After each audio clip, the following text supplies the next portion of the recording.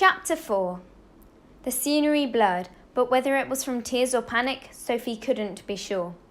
Everything she knew was wrong. Her entire life was a lie. Fitz nudged her arm. "Hey, it's not your fault. You believed what they taught you. I'm sure I'd have done the same thing. But it's time you knew the truth. This is how the world really works. It's not magic. It's just how it is."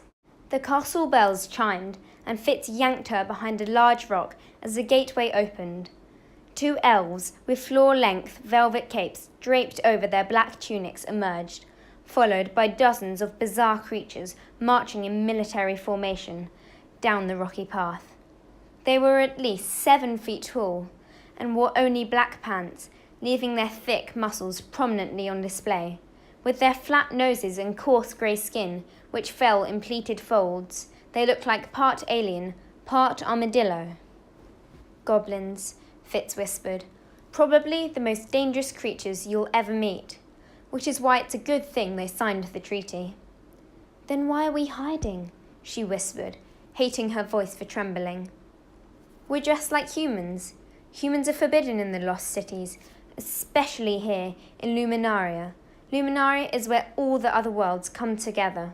Gnomes, dwarves, ogres, goblins, trolls." She was too overwhelmed to even think about the other creatures he was mentioning, so she focused on the better question. Why are humans forbidden? He motioned for her to follow him to a rock further away, squatting behind it. "They betrayed us. The ancient councillors offered them the same treaty they made with all the intelligent creatures, and they agreed. Then they decided they wanted to rule the world, like it even works that way, and started planning a war. The ancients didn't want violence, so they disappeared, forbid any contact with humans, and left them to their own devices. You can see how well that's working out for them." Sophie opened her mouth to defend her race, but she could see Fitz's point. War, crime, famine. Humans had a lot of problems. Plus, if everything he was saying was true, they weren't her race. The realization chilled her much more than the frigid wind licking her cheeks. The stories told by the humans who'd known us must have sounded impossible after we disappeared, and eventually they evolved into the crazy myths you've heard. But this is the truth, Sophie. Fitz pointed around them. "This is who you are. This is where you belong." Where you belong. She'd waited her whole life to hear those 3 simple words. "I'm really an elf?" she whispered. "Yes." Sophie peeked through the rocks at the glowing castle, a place that wasn't supposed to exist, but was somehow right in front of her. Everything he was telling her was insane, but she knew it was true. She could feel it, like a crucial piece of her identity had clicked into place. "Okay," she decided, her head spinning in 1,000 directions. "I believe you." A loud clang sounded as another gate closed. Fitz stepped out of the shadows and pulled out a different wand. No, Pathfinder, sleek and black with a cobalt blue crystal. "Ready to go home?" Home. The word jolted her back to reality. Mr. Sweeney would call her mum when she didn't get on the bus. She needed to get home before her mum freaked. Her heart sank a little. Reality seemed so bland and boring after everything she'd seen. Still, she took his hand and stole one last look at the incredible view before the blinding light swept it away. The smoky ash stung her lungs after the crisp, fresh air of Luminaria. Sophie looked around, surprised she recognized the plain square houses on the narrow, tree-lined street. They were a block away from her house. She decided not to ask how he knew where she lived. Fitz coughed and glared at the sky. You'd think humans could handle putting out a few fires before the smoke pollutes the whole planet. "They're working on it," she said, feeling a strange need to defend her home. "Plus, these aren't normal fires. The arsonist used some sort of chemical when he started them, so they're burning white hot and the smoke smells sweet. Usually, wildfires made the city smell like barbecue. This time, it was more like melting cotton candy, which was actually kind of nice, if it didn't burn her eyes and rain ash." Arsonists. Fitz shook his head. Why would anyone want to watch the world burn? I don't know, she admitted. She'd asked herself the same question, and she wasn't sure there was an answer. Fitz pulled the silver Pathfinder out of his pocket. Are you leaving? She asked, hoping he didn't notice the way her voice hitched. I have to find out what my dad wants to do now, if he even knows. Neither of us thought you were going to be the girl. The girl, like she was someone important.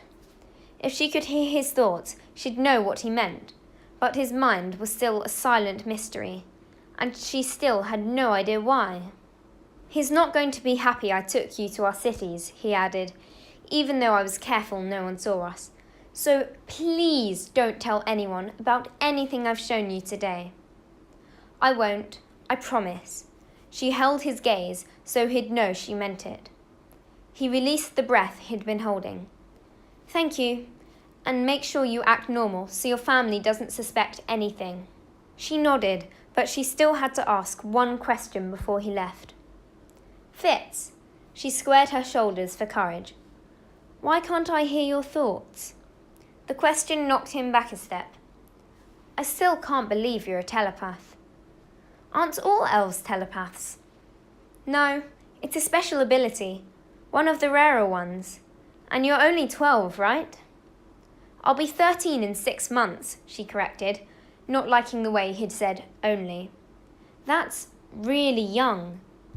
They said I was the youngest to manifest, and I didn't start reading minds till I was 13. She frowned. But I've been hearing thoughts since I was 5. 5? He said it so loud it reverberated off the houses, and they both scanned the street to make sure no one was around. You're sure? He whispered. Positive. Waking up in the hospital after she hit her head wasn't the kind of moment she could forget. She was hooked up to all kinds of crazy machines, with her parents hovering over her, shouting things she could barely separate from the voices filling her mind. All she could do was cry and hold her head and try to explain what was happening to a group of adults who didn't understand, who would never understand. No one could make the noise go away, and the voices had haunted her ever since. Is that wrong? She asked, not liking the worry etched between his brows. I have no idea.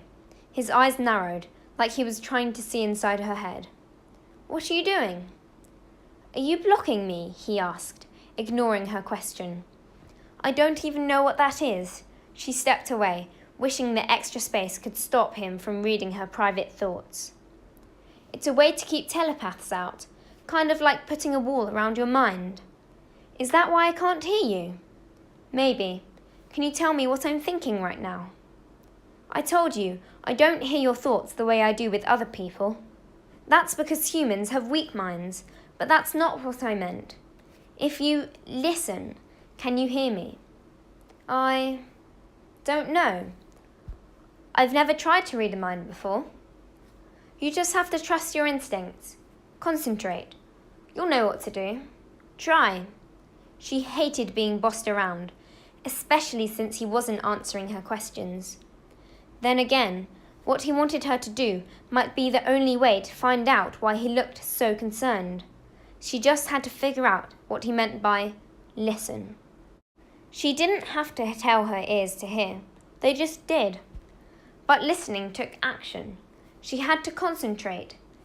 Maybe mind reading worked the same way, like an extra sense. She focused on his forehead, imagining that she was stretching out her consciousness like a mental shadow, feeling for his thoughts. After a second, Fitz's voice swept through her head. It wasn't sharp or loud like human thoughts, more of a soft whisper brushing across her brain. You've never felt a mind as quiet as mine, she blurted. You heard me. He looked pale. Was I not supposed to? No one else can. She needed a few seconds to process that. And you can't read my mind? He shook his head. Not even when I try my hardest. A whole new world of worries pressed down on her shoulders. She didn't want to be different from the other elves. Why? I have no idea, but when you pair it with your eyes, And where you live?" He stopped, like he was afraid he'd said too much, then fumbled with the crystal on his pathfinder. "I need to ask my dad." "Wait, you can't leave now." Not when she had more questions than answers. "I have to. I've already been gone too long, and you need to get home." She knew he was right. She didn't want to get in trouble, but her knees still shook as he held the crystal to the sunlight. He was her only link to the amazing world she had seen, the only proof that she hadn't imagined the whole thing. "Will I ever see you again?" she whispered. "Of course. I'll be back tomorrow." "How will I find you?" He flashed a small smile. "Don't worry.